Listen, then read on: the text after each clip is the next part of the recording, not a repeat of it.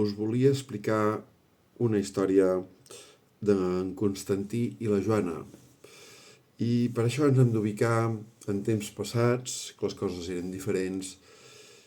i si bé en Constantí tenia diversos germans, doncs s'avenien molt amb un dels germans, que era en Roc. I la Joana també tenia altres germanes. Llavors, en aquells temps, les coses eren diferents i en Constantí i la Joana es van enamorar, es van trobar una vegada doncs, en el poble de Collderroure, i en aquell poble tan bonic, tan idíl·lic, on les coses passaven doncs, més a poc i sense telèfons, ni xarxes socials, ni televisors, com hi ha avui en dia, doncs van decidir emprendre el camí del matrimoni, es van enamorar. La Joana treballava cuidant de senyors importants de Barcelona que residien a Collderroure, i en Constantí treballava en una fàbrica on curtien pells i transportava les mercaderies doncs, amb el camió per molts llocs. I bé, doncs, la vida els va portar doncs, a que la Joana es quedés una vegada embarassada d'una nena, semblava ser, o un nen, no recordo. Potser llavors no se sabia si era nen o nena fins que naixia la criatura, perquè no hi havia ecografies ni aquestes coses. Llavors, resulta ser que en el moment del part la criatura va morir i no van tenir fills. No van tenir fills, més que res perquè resulta que ella tenia algun tipus d'incapacitat per reproduir-se, o no sé, no recordo exactament quin era el motiu que feia que ella no pogués tenir fills, o potser va ser arrel de la pèrdua de l'embrió que els va fer desistir i buscar que ella es tornés a quedar embarassada. En qualsevol cas, la història d'en Constantí i la Joana va seguir el seu camí i junts vivien en un pis i van fer estalvis per fer-se una casa. I quan van tenir estalvis per fer-se la casa se n'hi van anar a viure. Eren feliços, tots dos, s'estimaven un a l'altre. I malgrat tot doncs, no havien aconseguit tenir descendència, no havien aconseguit tenir fills, que és potser el que els hagués agradat, i és el que en aquella època era desitjable per qualsevol parella que estigués enamorada i volgués procrear i tenir família. I ells no ho havien pogut aconseguir. En Constantí tenia diversos germans, però s'avenien molt amb un dels germans, que era en Roc. I tot sovint en Constantí anava a casa d'en Roc, en Constantí i la Joana anaven a casa d'en Roc i la seva esposa, i jugant a cartes, i s'ho passaven molt bé parlant, explicant-se coses, parlant de política, d'esport, de futbol, una cosa i l'altra. I la Joana també parlava amb l'esposa d'en Roc sobre molts temes. I en aquell context eren feliços perquè, escolta, s'explicaven moltes coses de l'actualitat, que llavors hi havia unes tertúlies després de fer la partida de cartes i fer el berenar, sopar dels diumenges.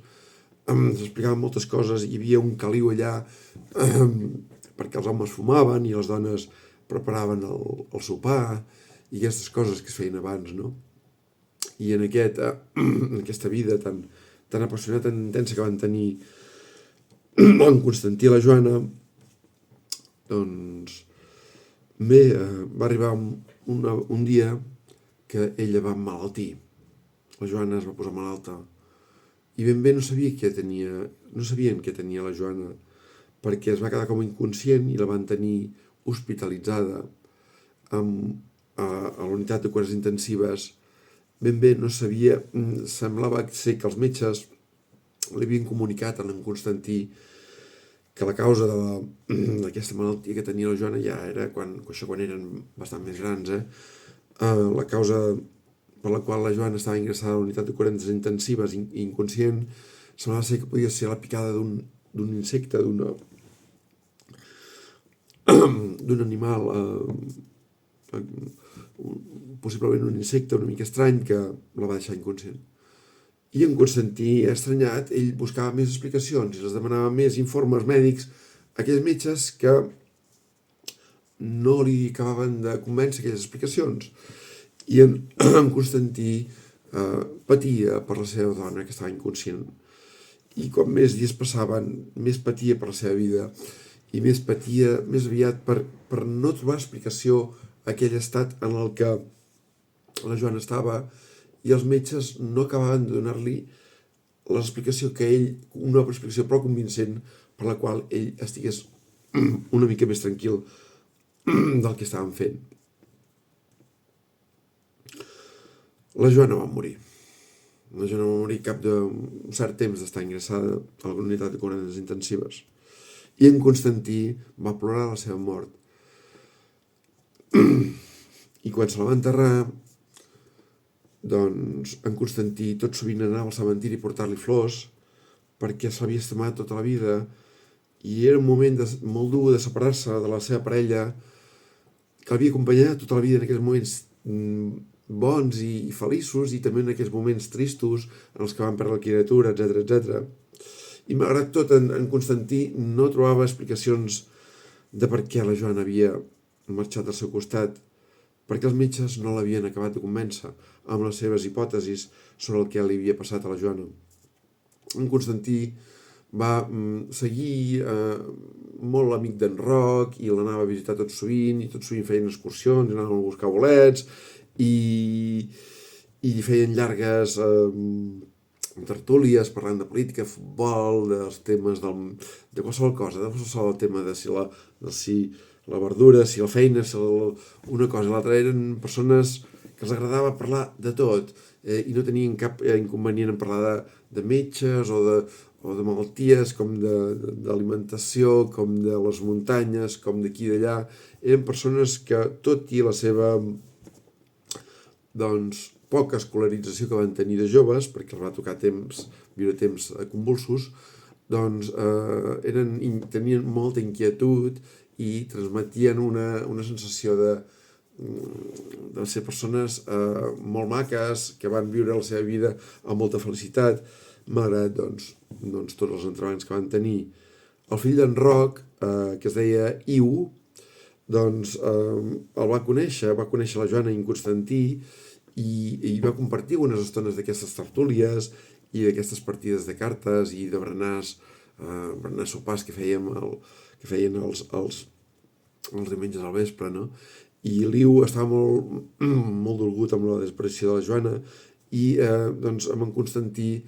se l'escoltava i una persona sàvia que sabia molts refranys d'aquests antics i sabia algun acudit d'aquests que ja no s'expliquen. I no obstant, el temps va anar passant i va arribar un dia que en Constantí va agafar càncer. Va agafar càncer de pròstata, un càncer habitual en homes més grans de certa edat, i en Constantí, que havia sigut fumador durant gran part de la seva vida, era fumador, quan va tenir aproximadament 50 anys, un metge el va advertir seriosament de que si continuava fumant, en Constantí acabaria morint de càncer o d'un mal pitjor. I de la manera que li va transmetre el metge en Constantí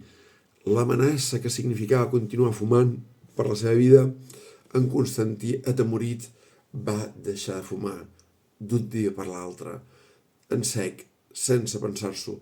espantat i molt conscient del perill que suposava per la seva salut el tabac i el tabaquisme. Va fer cas del metge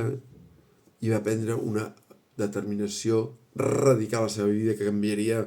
una mica cap a bé, s'entén, la qualitat, la millora de la seva salut.